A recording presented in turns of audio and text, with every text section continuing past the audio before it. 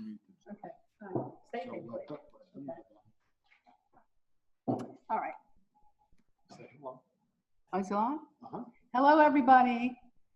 Can they hear me? Yeah, they can hear you. No, I don't hear them. That's because they muted. Oh. So you're on, and they muted. Okay, you can tell I'm new at this. Greg, are you? He's muted. Greg, can you unmute yourself and say hello? Hello, hello, good day, good evening, whatever it is. Okay, you all, thank you very much for coming and zooming into this gathering tonight on what's going on with the planets, as well as how it's affecting our being on this planet and what we're going through as a cosmic correction. And I've invited Greg to come on because he, first of all, once again, Greg, thank you for joining us and sharing your knowledge.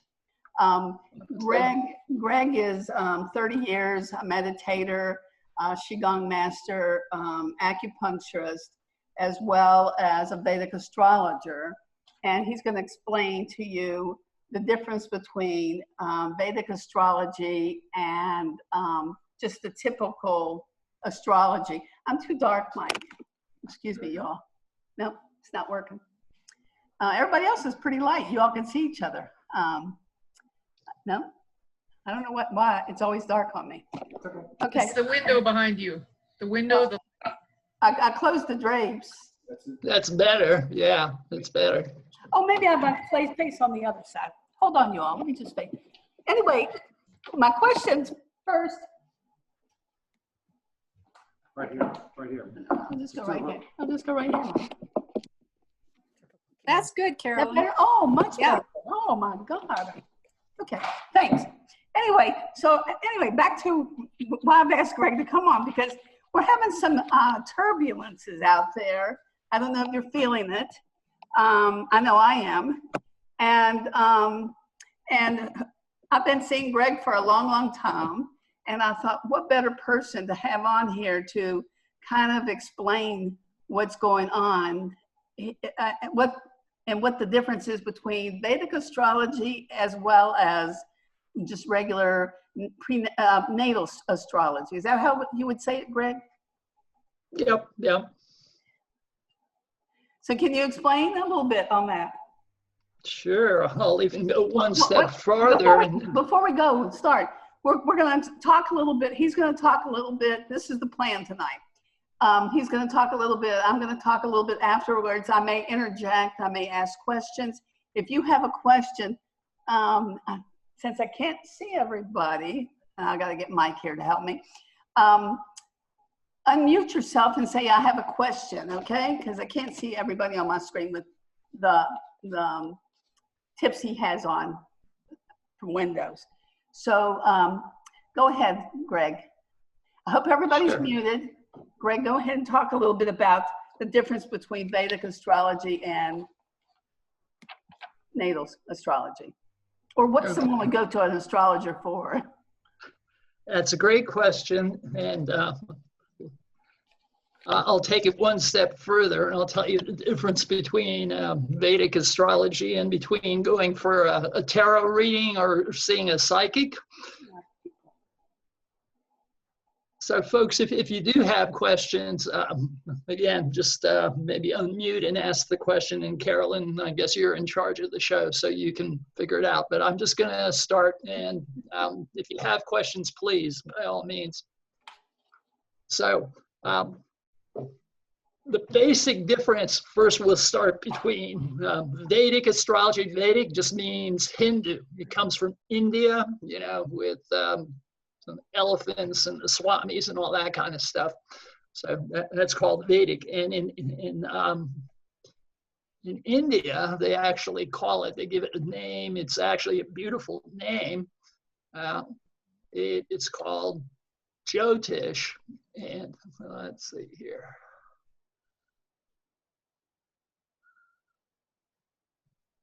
Jyotish.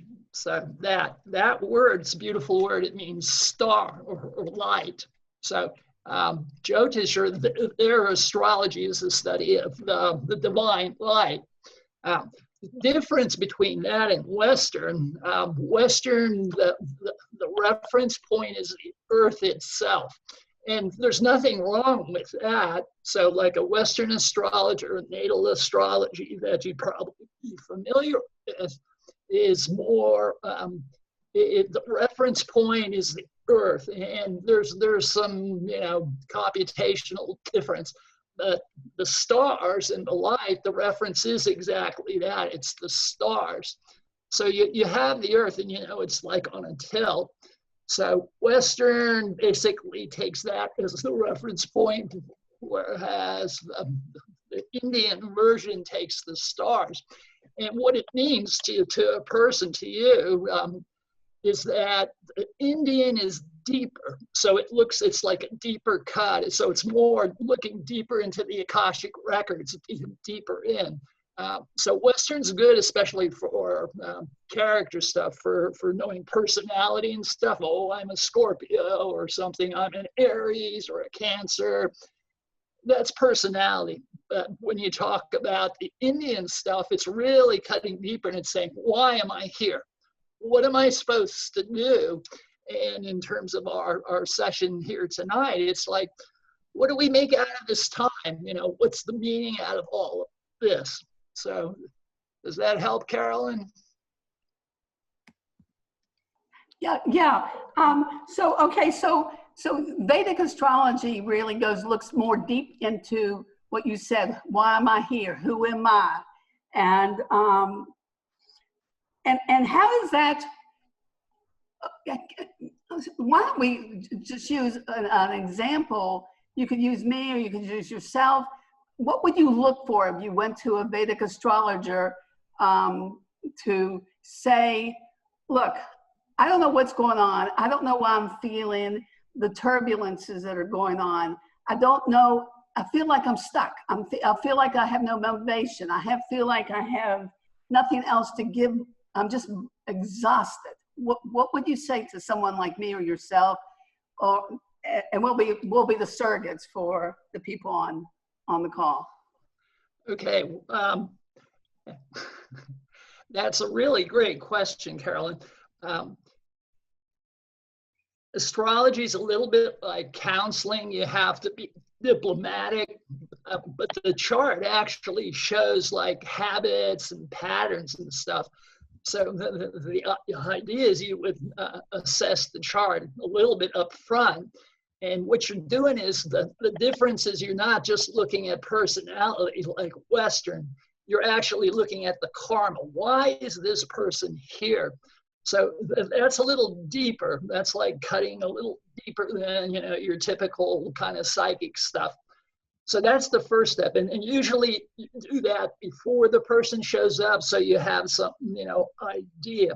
Then you have to translate that deeper stuff down into something the person can, make use of. Because if you tell them you have some habit that's no use, then the person's not going to change. Like if someone smokes and you say you shouldn't smoke, we all know that, but if the person's not ready, it's not going to help. So the art is first you look at the karma. Why really are they here? Then what the person, like in this case, the person has some malaise, they're feeling sluggish.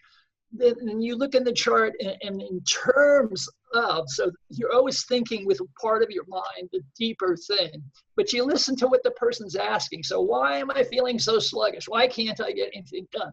So you look for a connection and you try and talk about that in terms of what it seems like the person's ready to act on, to understand, so you're fishing a little bit. You have to nibble, ask questions, see what the person's interested in, but it's basically you're translating the person's interest. In this case, why am I so, kind of lazy or inactive? Translate from that's like a physical plane, emotional plane, into like the Akashic records and higher, because the karma that we work with is actually deeper than the Akashic. It's like a higher level. So it's like you're acting as an intermediary for the karma. So when you say introduce the person to their own soul. When you say intermediate, are you saying, I lost that thought form, because I keep going as you're talking. I know that, we could talk individual personalities or anybody on the call what they're struggling with. But we're all going through this cosmic rebirthing. And so how can Vedic astrology look at our planet as like a me? Like Yes. what's going on with the answer is yes. Yeah. Okay.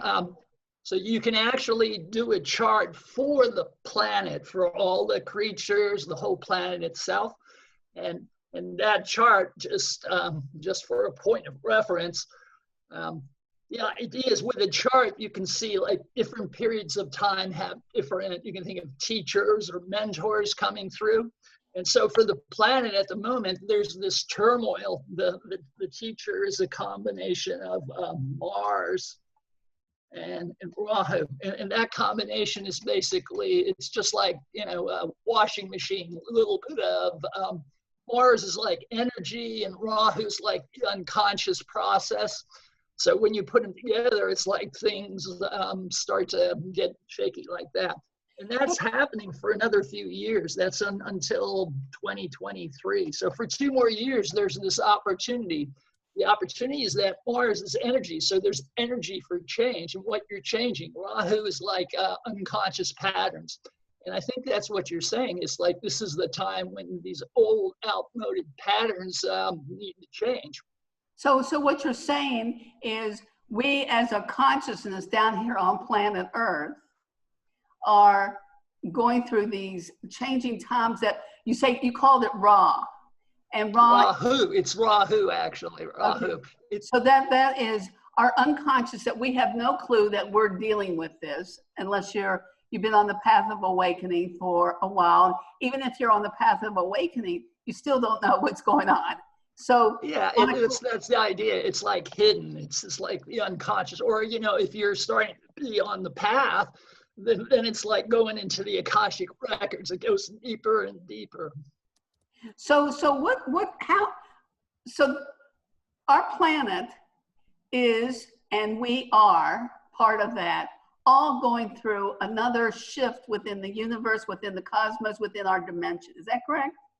That's 100% correct. And so what's happening and what you're picking up is that this has it's not a sweet, cozy, easy, comfortable. It's a little volatile, a little topsy-turvy, but it does have energy. And the theme is to tap into these unconscious processes and change. And what happens, so that this for another year or two, after that period, there's a much more stable period. So from 2023 onwards, this is for the entire the Earth itself. That means all countries, all people, all creatures. It's much more stable, and financial stability and prosperity should come back. So we're in a little bit of a, the stock market, this, that, everything's here and there. But it's meant to be a period for us to get in touch with something, to transform something better, because the outcome is supposed to be a more stable, viable economy and global consciousness. So this cosmic shift, this cosmic repatterning, this cosmic restructuring of all species, that's exactly what we're going through. Is that correct? Or yes, yeah, 100%. That's right. To higher levels of consciousness, to higher levels of operation, to higher levels of communicating with each other. What do the stars say about this? Well, to explain it, I mean, I can keep it at this level, or I could just take it one. Can I show you another slide just to try and explain that? Is that okay? Yeah, I hope that's okay. All right, well, if people start screaming, you let me know. Let me see if I can get this here.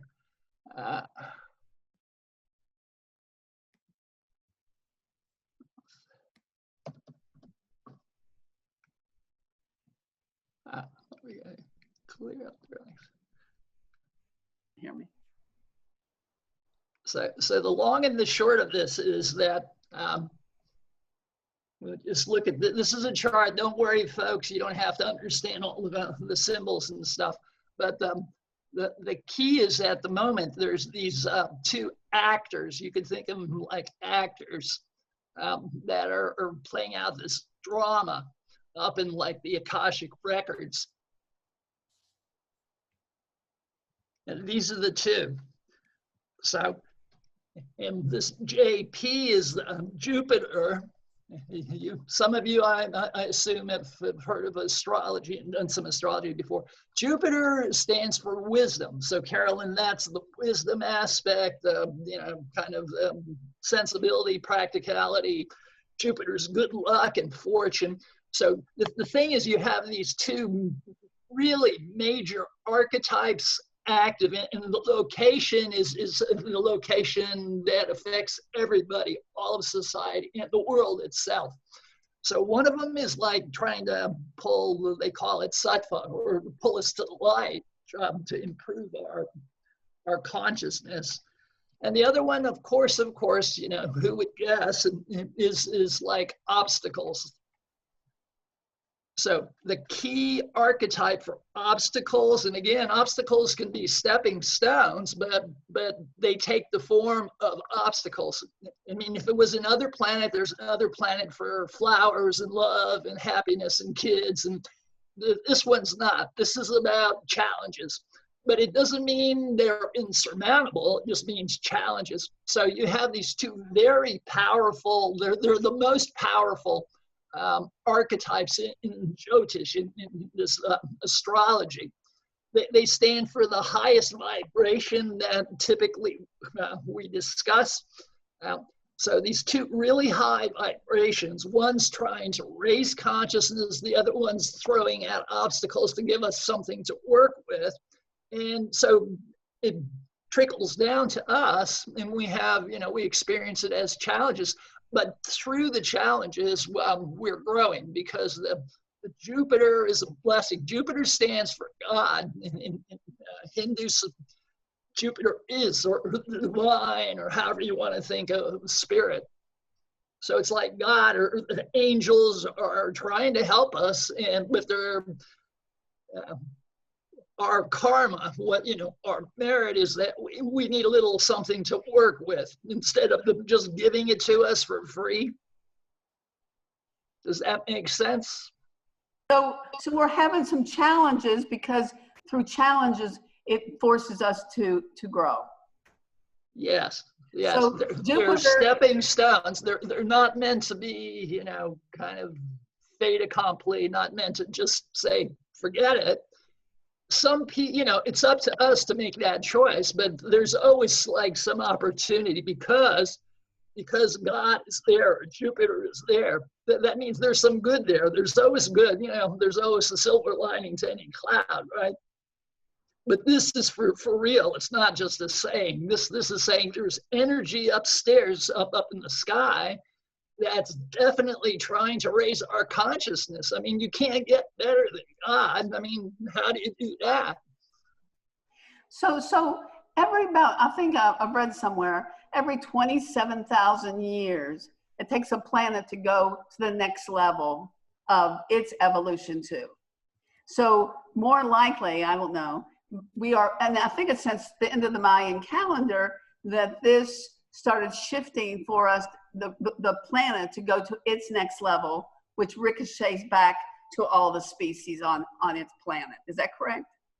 Yeah, that's correct. Like, there are cycles, and we're definitely at the end of a cycle, the start of the next one, and it's really up to us, those of us that are conscious, to usher in or shepherd in or help, as best we can to bring it in. Now, when there are eclipses out, like we're getting ready for another eclipse, is that like a lower level of energy within the cosmos that affects the planet? Yeah, that's a good way to think. It's like a little tornado. It really makes the energy volatile. These two characters together are already making the skies volatile, but an eclipse is like a hurricane or a tornado, something really compact, and it's just like if you get in its way, I mean, it's like a huge problem, especially like in, say, for instance, in Hindu culture, if a child is born during an eclipse, watch out, you know, bad luck kind of thing. So yeah, it's a low vibration. But okay, so with eclipses, what about the planets? You know, we've got what, 9 planets in retrograde, and we're going to have. We have lots of planets in retrograde. That's correct. So, or do we have 6 or 9? Do you know? It depends if you're counting Western or in Hindu. We usually don't talk about Neptune and Pluto and Uranus. And they're all in retrograde too. So yeah, there's 6. So is that like okay, is that above, if you want to kind of put a hierarchy to this? You got Saturn and Jupiter out there doing its thing, and then we got the planets that are also lining up, playing into the energies, and then we have the eclipses, so it's like a lower, getting closer to us on the planet. Is that correct? Yes, that's you have the idea. Yeah. And so how can we, I mean, if it's affecting us, I mean, you know, you're a Qigong master, so you have tools in your toolkit for that, or how can we ride the wave and be a little bit more in tune with that we're in a wave? And I mean, if you meditate, you know, I'm just throwing that out to you, Greg. Sure. No, it's an excellent question, Carolyn. You know, in India, they have traditional fixes like you do, you know, ceremonies, prayers, like you said, meditation, you make offerings, you know, you give gifts to the, you know, to the poor and things like that. Because of my background, you know, I've learned all that, but you could think of it like this is all energy, right? You know, at some level it's energy, and it's like some energy is trickling down, like you said, level by level coming down to us. So if you know how to have an umbrella, the energy just kind of runs off the umbrella and it doesn't kind of pour and soak you and get you drenched. So it's possible, and this is through Qigong or through yoga. Yoga has similar practices. Qigong's the most accessible at the beginning, like early stages to start with. But, you know, Qigong in its progression eventually becomes yoga. They're about the same. It's just Qigong's beginning yoga, and then there's yoga. Yoga is much harder because it's the mind. You know, Qigong is energy, and you can feel it. It's something you can feel with your hand. And the idea is that what's coming down is partly mind from the Saturn or from the eclipse. It's coming down, but it's also energy. So if you know how to have an energy umbrella, you can protect yourself. That's the idea.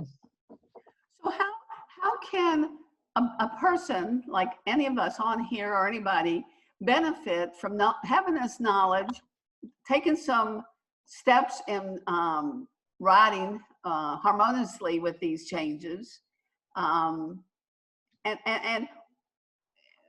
you know, I don't even know the question really. Yeah, well, it's a good question. What do you do with this stuff? I mean, yeah, is it right. good other than table? It's like coffee chatter, you know, just something to talk about over a cup of coffee. The answer is there's 2. One is you have to take it a little more personal. So like you're saying about the malaise, a person who was, you know, complaining about that, you would actually have to look at the chart. Then it's a little bit more like being a coach. You find the areas where there's some you know, reasonable chance of success, and then you coach them on, well, maybe you need to make this lifestyle choice.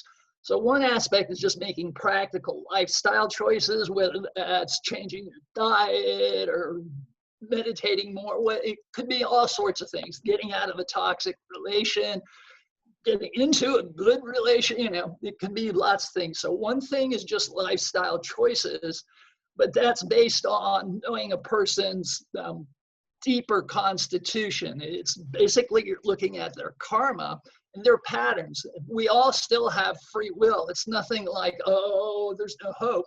There is, but it's just like you're learning how the breeze is blowing. And, you know, if you're a good sailor, you can, you know, zip right along. So one thing is lifestyle. The other thing, though, is yoga itself. It's energy. And so the first step is with Qigong. You can start to like rub points. I mean, if we get to it here, I'll show you everybody here, like some simple thing you can just tap and rub some points. And it's magic. I'm telling you, I mean, I've been doing this for a long, long time, and it works. It really works because, you know, there's science behind all this. I'm not making it up. You know, there's all the tradition and thousands of years behind Jyotish and Qigong, but there's modern science, physics and stuff that it validates the whole thing. It's just, it's not, you know, commonplace. It's like the people like you and those folks that are here, you know, that are on the cutting edge. You know, you have, you know, you believe it. It's like, because it is real. It's just everybody else is still in a trance. So energy is the second one. One's lifestyle choices. The other one is actually doing some energy, because it's energy coming at you from like down from Saturn and Jupiter, down from the eclipse. And if you have your umbrella, you can actually take that energy and send it in a positive direction. If you don't, it's Murphy. So what we're seeing a lot of too is affecting sleep patterns. And, Yes. you know, so you're back to with sleep patterns that are being interrupted, back to the umbrella, doing some, breath work, yoga, tapping at certain points. I think you have some of that stuff, techniques later on in the slides you have, which I'll send out to everybody. But and this, go ahead. no, I was just going to say, the thing is, it doesn't have to be, you know, like a prolonged, you know, torture. 20 minutes and you can start to do magic, you know, and I'm sure everybody here has their own version of magic already. I'm just saying this is some stuff from the Chinese, you know, it's actually from the Taoist tradition, which is like Chinese yoga. It's magic. It works. You just add it into what you're doing and you'll be amazed. You know, Greg, also too, with the sleep, with people also complaining about heart palpitations. I mean, we're electrical. And that's it, yeah. These energies that are coming down are also playing havoc with our electrical systems. And so, I mean, the Qigong and the tapping of the meridians really help some of these patterns we have internally that we think that we need to go out and seek medical attention for. Sure, that's a great question. That is so good. Go ahead. And or if the medicines aren't working all the way and you're fluctuating with your blood pressure or your heart palpitations and you literally think that you're going a little nuts. Yeah. No, I mean, if Mike, you know, certainly Mike, he works with this all the time, and you do too in the clinic. It's like electrical, right? You know, you just get it near to like a computer and stuff, and it starts to affect you. But it goes, like you're saying, much deeper, and it can affect sleep and the heart. And so the answer is, this is mostly traditional wisdom, but like I said, it's rolled in with cutting edge science. But you want to use everything that's wholesome and that works. So like what you and Mike do in the clinic there with the computers and stuff, you want to use that. There's a whole body of knowledge about circadian rhythms. If you've heard of the circadian code, I think Mike told you about that. There's all sorts of modern knowledge that you can use to put together. But Qigong is an important part of it, but you definitely have to watch out for the wiring in your house and unplug the Wi-Fi and all that stuff too. But once that's out of the way, you will see, if you're looking like at the chart, this is karma. If you look at the karma, some people are predisposed to have heart problems, like the heart in Jyotish is the sun. So if that sun is like kind of stressed, then the person's going to be predisposed to having, you know, sleep problems, heart problems, circulatory problems, all that kind of stuff. So for sure, the Qigong is a complement, but it's not a substitute for also doing your homework and learning some of the modern things about what needs to be done, because we're in a very toxic environment. You know, the electrical grid is you know, we're all polluted, and it's a wonder we're still ticking. So, when we're still ticking. So, when you say this, it sounds like you came back down to the individual chart. So, you gave us an overview of the cosmos, and now how do we individually line up within the structure of the Earth's evolution? Is that correct on how to say all this? Yeah. No, you stated it correctly. Yeah, that's correct.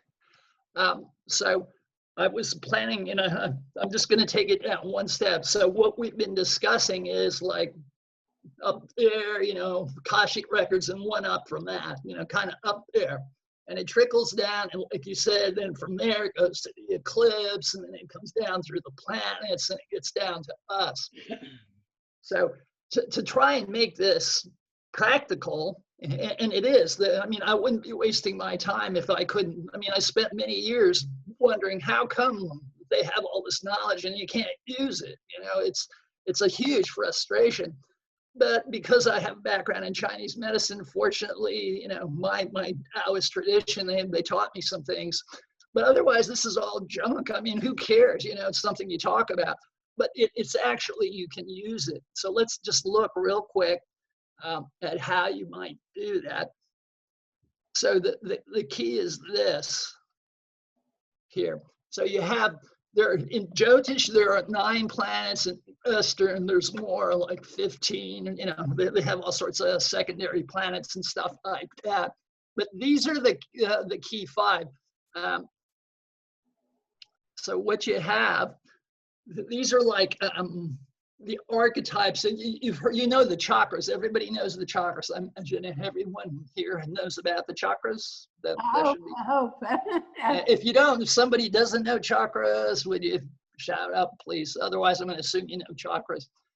So everybody's done, you know, like Carolyn Mace or something like that. So you know your chakras, right, from the bottom up. So these planets that. So Greg, Jupiter. So we're right now Saturn and Jupiter playing up there in the cosmos. 100%. And if you look at the 2 chakras, they're the highest chakras. I mean, we're only concerned with the first 5. They're, you know, the 6th and the 7th too, and they're higher ones, of course. But in terms of understanding, you know, the cosmos, it's a pecking order. And you see here, Jupiter's the top of the list, and then Saturn's in 2nd place. So the 2 most powerful, or the 2 highest vibrations, are, you know, they're having like little conflict up there. They're playing some game of rugby or something for keeps, that kind of thing. It's, you know, so it's a lot of energy. You know, it would be different if, say, it was Mercury and Venus, because, I mean, that'll still have an effect, but it's a less energy. Does that, so the higher the chakra, the more energy. Does so that right make now, sense? also too, this goes along with the awakening of Aquarius, where we're going into a shifting into the heart energy, but we also have to be able to speak, you know, speak. And so you got the first of the Jupiter with the throat, and then you got Saturn with the heart. Absolutely. So and that's the location in the stars where these folks are having their rumba, where they're doing their dance. It's actually related to, just like you were saying, the heart and the age of Aquarius, because it's actually one side. It's heading towards Aquarius. It's actually in Capricorn at the moment, but it'll get to Aquarius in the next year or 2, just in time for 2023, when the whole thing gets better. I thought we were already in it, because they keep saying we're already in it, but. Yeah, in Western we are, but we're like a couple of years behind them. It's just how you calculate the thing. We're like 23 degrees behind them. So it translates into about a couple of years of movement for Jupiter or Saturn. So these characters will be in Aquarius in a couple of years. But that kind of makes sense, because Vedic astrology goes deeper into the who am I? And that's it. And that's not superficial, that's deeper. And that's a lag of energy. You know, when you're going deeper, it takes a little bit longer to get through that density. Yeah, excellent. Yeah. Energy of energy. That's it. Perfect. So these two characters, they're like the two deepest, most fundamental. And like you're saying, everything else is like living on the surface. So these are important too, but they're more like living on the surface. So these two characters are super deep. And then these other ones are more like, passion, desire, all that kind of stuff, money and things like that. It's all important, but it's more it's more volatile. It changes quicker, but the deeper thing takes longer to change. Okay. So how does this work? How does this help a person? So the first thing is what is until the end of the year, and it actually goes into next year, but the main, kind of opportunity and challenge is through the end of the year. That these are the two chakras you should be working with straight off. Throat, everything the throat means, like you're saying, communication, and heart means self-love, accepting yourself. If you have some kind of issue or something you're working with, it means accepting others, especially. The teaching now is when you have a difficult or a challenging situation, can you still stay in your heart? Can you still speak your truth? It's huge, as opposed to some of these other ones. These are higher vibration asks.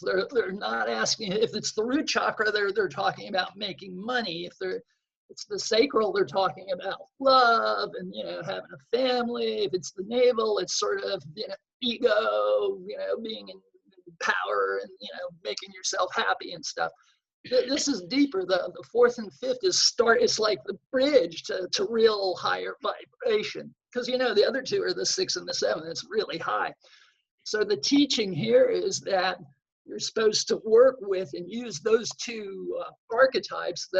In astrology, we call them Jupiter and Saturn, but I think for people who are, your group, the people that are attending here, everybody in the West just about these days knows what the throat chakra is and what the heart chakra is, and everything they symbolize are the things that are in agitation, and that's where the opportunity is. Okay, so then it comes back down to emotions, and that, because you said that the word agitation, emotions. So we get agitated or triggered by relationships to kind of open up our hearts or close our hearts or help us speak our truths or be quiet. So that's it. It's basically about what do we want to do to help us grow as our individual self within this whole that's already doing it anyway. Yeah, the key, Carolyn, here is that you have these two archetypes. They're like they're bosom buddies. They're really close in the sky, and they're too close, but they're staying together like that for the rest of the year. What that means in terms of healing and transformation is you can't just go, oh, it's the heart, and just try and fix your heart. You have to engage both. So there's something about speaking your truth, throat chakra, communicating, saying what's really on your mind and your heart, and then fixing the heart. So it's like not just fixing the fifth chakra, not just fixing the fourth. It's a higher ask. If just one of these planets was upstairs in the heaven, then you'd have to fix that. That would be your opportunity. But here they're saying, both or none. That really, it's a higher ask, but it means that the payoff is bigger too. So, even to bring it to present time and what we're going through, where we all contracted and we were quarantined. So the cosmos, the energies that's orchestrating all this upheaval, but also uprising so we can all grow and evolve to our next levels. It's almost like that to learn to, once we contracted, what I'm hearing from people is, what do we really, really, really need in our life? And I think we can utilize the heart by saying, when somebody's in conversation with me or giving me information or giving me criticism or whatever it is, how do I feel about that knowledge coming to me and take it into my heart?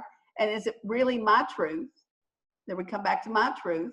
And do we speak up for ourselves, or do we just acknowledge that, oh, we have a little bit more work to do? And what emotions are getting triggered with when someone has said something to us, to say, okay, I'm better than I used to when I reacted to that. And use yourself as a gauge. Use your emotions as helping you gauge how well you're doing in your heart. How well are you doing in speaking your truths? Well said. Well said. I'm just asking a question. Well, I'll tell you. So, contraction is a big part of the problem. Both just in terms of at the moment, like you're saying, a lot of us are having, some real challenges with, from everything from survival to, just staying healthy and stuff. So it's natural, the tendency is to contract the energy, and especially around these two chakras. So along the lines of what you're saying is when you have a situation that is offering you a challenge, but it's because you're on the path, you can see that there's an opportunity to work through, to work, then clarify around more truth. You use these energies, you're looking for the contraction in the heart. And there's a Qigong practice. Actually, I think I sent you that email link, which is called just expanding. So what you can do is you can just, settle into that situation that you're talking about and feel into your heart, feel how much you're talking your truth, but, with discretion. You don't just, you don't do that, but you talk your truth as much as appropriate. But then beyond that, that's all like head work, heart work. Then you want to use energy. So what you can do is you can feel into the heart chakra and just feel the energy. First, just contact it, and then you can just expand it. You don't have to send it off to the moon or anything, but just make it a little larger, just like a ball expanding out of your heart. And you do the same thing with the throat. And you just notice which one's more shut down, and then that's giving you a clue. And then anytime you're feeling disempowered, you just expand that energy a little bit again. That's a very powerful and helpful technique. So heart, head, and a little bit of energy. Do you want to take people through a little, is everybody interested in going through a visualization that Greg could take you through regarding this? If you give me a nod, I would see that, I guess. Also, it's 10 to 8. We may go over a little bit. So, and also I wanted, if you are interested, to take our energies here and take it through another guided imagery of how to use this energy and send it out and bring it back to where it needs to go, to the higher good and for the higher good of others. Carolyn, in that. Can I make a suggestion? Yeah. Well, I would suggest that we do your guided meditation now, and that may be sufficient. And at the end, if there's still time and interest, we could do a little something. Otherwise, when you email this out, there's a link. The last slide has my contact details. So anybody who's actually interested in learning a little bit more about this energy work and stuff, but more than welcome to be in contact. I'm happy to share the knowledge. You just have to be interested. Yeah, and also Greg does do the private sessions too, if you want to be a little bit more tailored to how are you within all this? What's going on with your Vedic chart that within this whole thing, and how's it affecting you, and what other things do you need to do to help yourself get through it? Okay. So, okay, let's just go ahead, and do we have any questions before we go into a little guided imagery? Does anybody want to ask Greg a question? Anybody? If you do, just unmute yourself. Hi. So with the reading, the Vedic astrology reading, what sort of information can you get? I hope that's not a stupid question, but can you see if you're financial situation is going to improve anytime soon, or, you know, that's mainly Yes. what I'm interested in, to be honest with you. Sure. Yeah. No, there are 4 life areas, and one of them is, of course, financial resources, money, and things like that. And the answer is yes. There are specific techniques, specific charts, in fact, specifically for that. And then a little bit like I was mentioning, there's always a teacher during different periods of time. So if the teacher coming, say, in a year or two is about money bags, Miss Moneybags or Mr. Moneybags, then for sure the astrologer can tell you you're in the money, you just got to stay the course kind of thing. And if not, you know, then there are recommendations on how best to improve. But it's yeah, for sure you'll be told when and where and how. Okay, thank you. You're welcome. Anybody else have a question? I'm mute, you can ask. I hope. Jeannie, do you have one? Okay. Anybody else? All right, so let's just go ahead, mute yourself back, and can everybody hear me? Just nod if you can, okay? All right, so I just want you to take a deep breath in and just get settled into the chair or wherever you want to be to take yourself into this space of expansion. So as you inhale, you can close your eyes. And as you inhale, you're going to signal yourself to go to that inward chamber inside. Inhaling, and I want you, when you inhale, I want you to bring in the word inner peace. And when you exhale, I want you to exhale peace. When you inhale, you're going to inhale inner peace. When you exhale, you're going to exhale peace. You find your rhythm of inhaling and exhaling. All the while, each time you do inhale, you're going to go deeper and deeper into your inward chamber, where all is well, all is whole, all is perfectly and divinely tuned to your perfection and to your magnificence.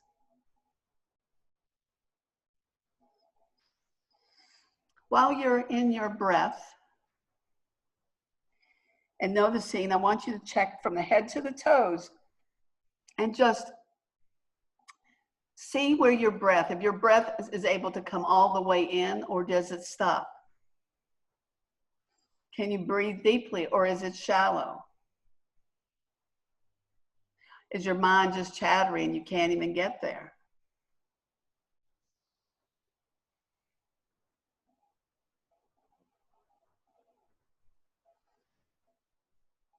So what I want you to do through imagination, I want you to put a trash can to your right.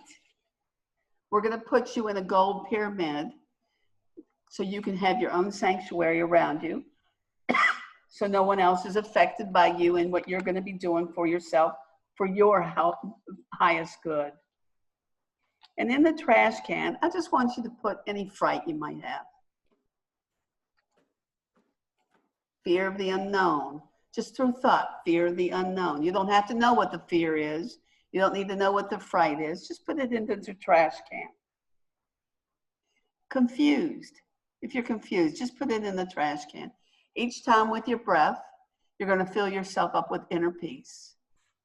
And you're going to exhale with peace. If you're feeling stressful or in distress, put it into the trash can. Guilty, put that into the trash can. Lack of trust, put that in the trash can. And with intention, I want you to ask to strengthen your trust, strengthen your faith, that there is a higher plan for you, for your best and highest good, as you are part of the whole.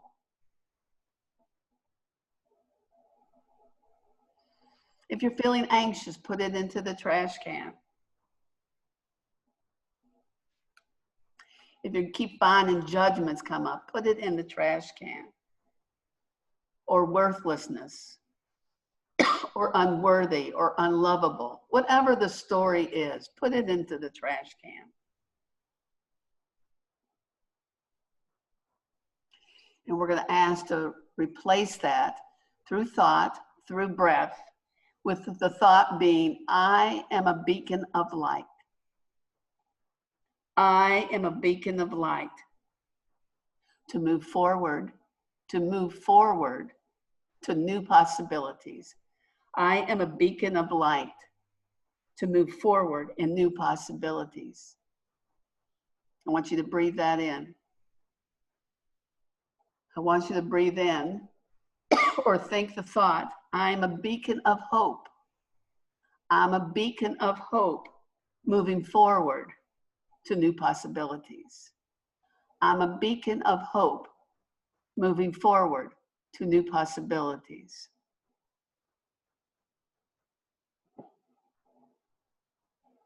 The next thought is, I'm a beacon of love. I'm a beacon of love to move forward with expressing myself through the frequency of love. Through expressing myself through the frequency of love. Breathe that in. We're asking for these thoughts to be integrated into every cell of the body, kicking out any and all other patterns of energy that no longer resonate with these thoughts of you being this new beacon of light, this new beacon of hope, this new beacon of love.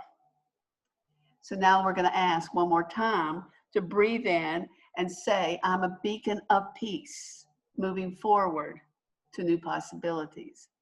I'm a beacon of peace moving forward to new possibilities. Breathe that in.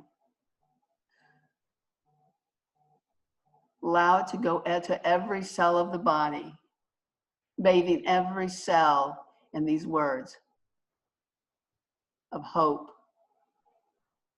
of light, of love, of peace. I want you to drop once again back into your heart. And I want you, through imagination, to, in your right hand, there's a flashlight. And I want you to shine the flashlight on your heart.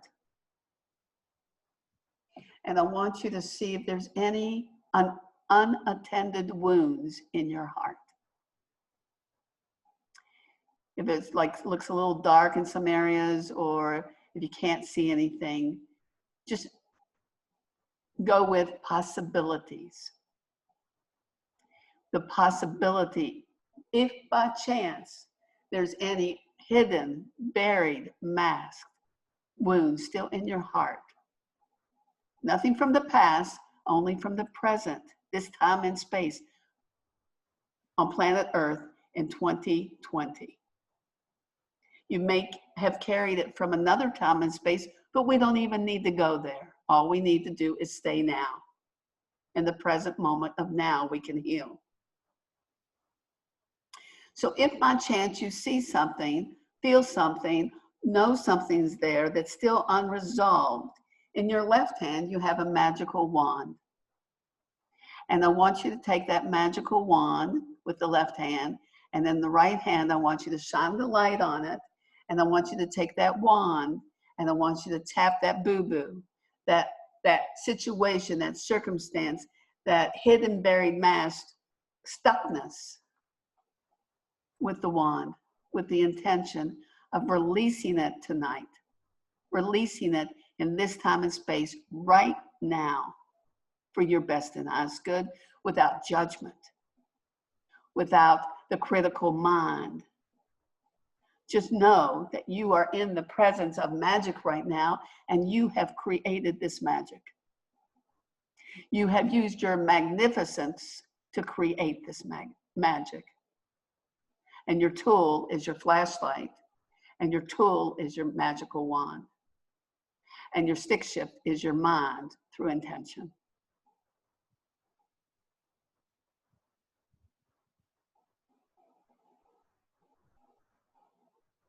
Just keep on breathing in peace, inner peace, and exhaling peace.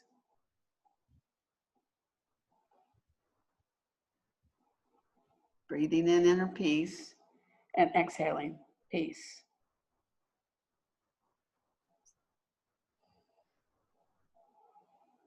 And if by chance you think you're finished with your heart, move up to your throat. Move up to your throat and shine that light on your throat, on your vocal cords. And see what resonance through the frequency of just your knowing, what resonance is out of tune with you speaking your truths. And using that flashlight, we're going to ask to amplify, to expand that. And then we're going to take the magical wand and tap it 3 times with the intention of dissolving your fear of speaking your truths.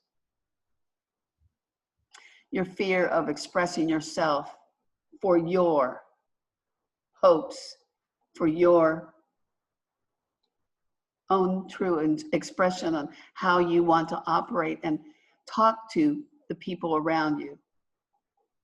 So that comes back to you with also the intention of they talk to you with the words of honor and respect. That's where we're shifting to.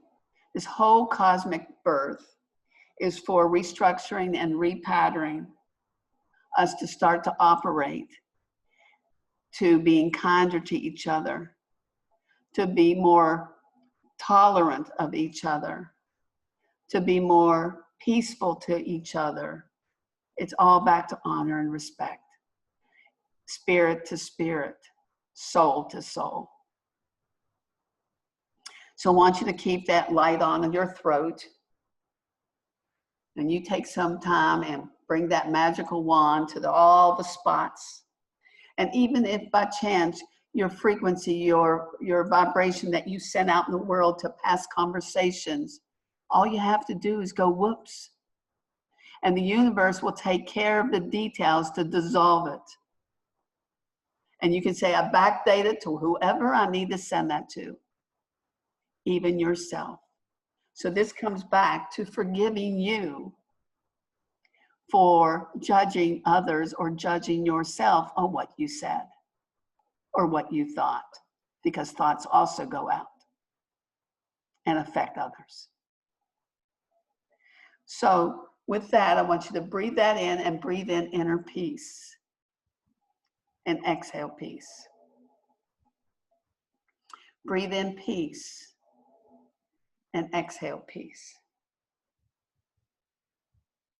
Breathe in inner peace and exhale peace. And through your mind's eye, I want you to put your hand on your heart. And then I want you to put your hand on your throat. And I want you to ask your heart to guide your words. To your heart to guide your words.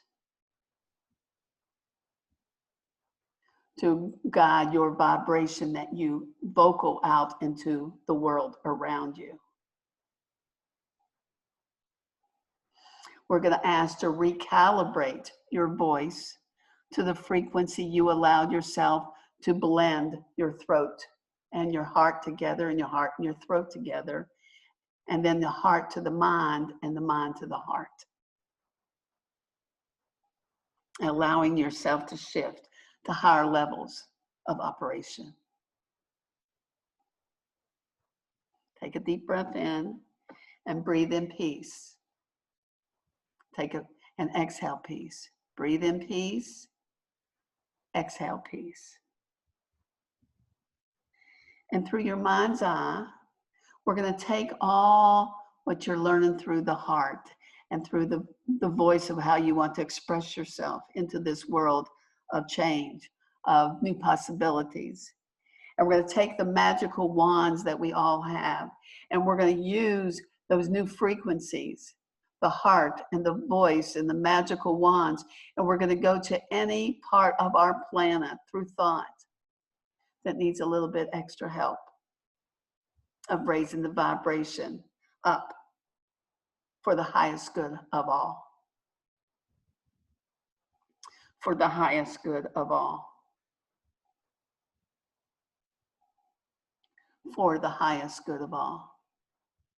And with this, we sprinkle and we bring our beacon of hope, bring our beacon of light, bring our beacon of love, bring our beacon of peace to all.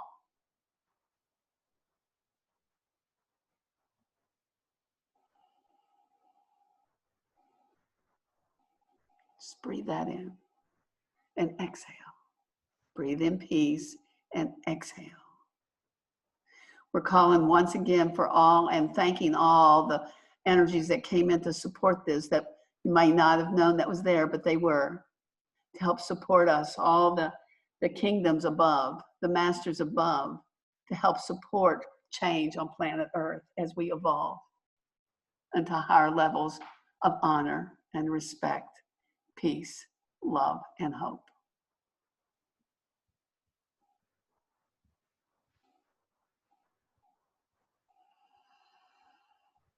And I want you, through your mind's eye, to see yourself giving yourself a big, big hug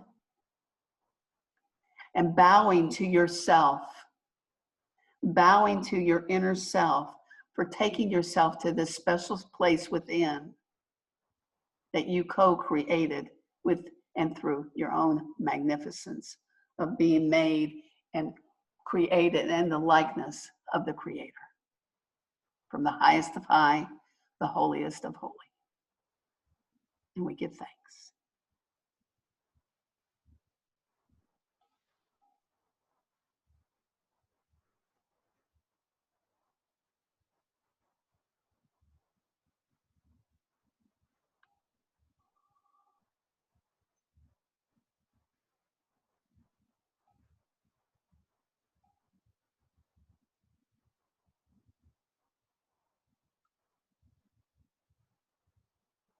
And when you're ready, you can open up your eyes if you didn't fall asleep.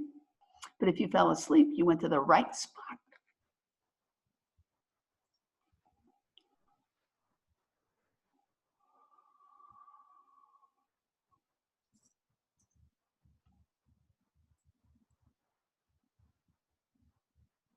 Does anybody want to share anything or have any questions or what came through for them?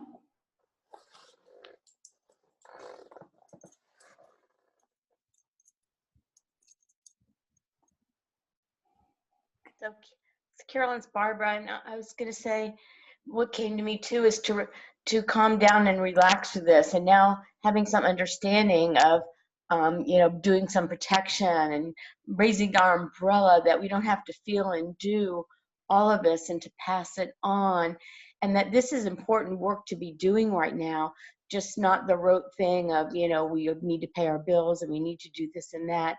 But I know I'm incorporating more of this in my day. I appreciate today and sharing this with us, because knowledge is so helpful to navigate. Was this helpful? Was this helpful bringing this together with great Yes. knowledge of, And it takes some of the fear away. Okay, this is what's happening. What can I do? Where can I go with it? How do I, it's thought-provoking, but it's also an understanding which feels comfortable, not just swirling winds around. This is a cosmic change, and we're a part of it. right, it's a cosmic change, yeah. Anybody else?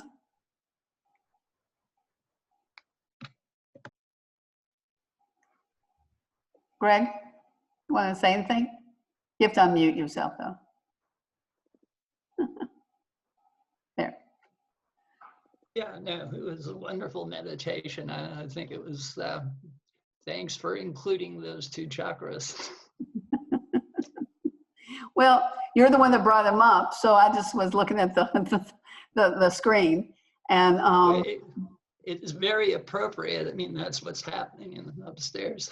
yeah.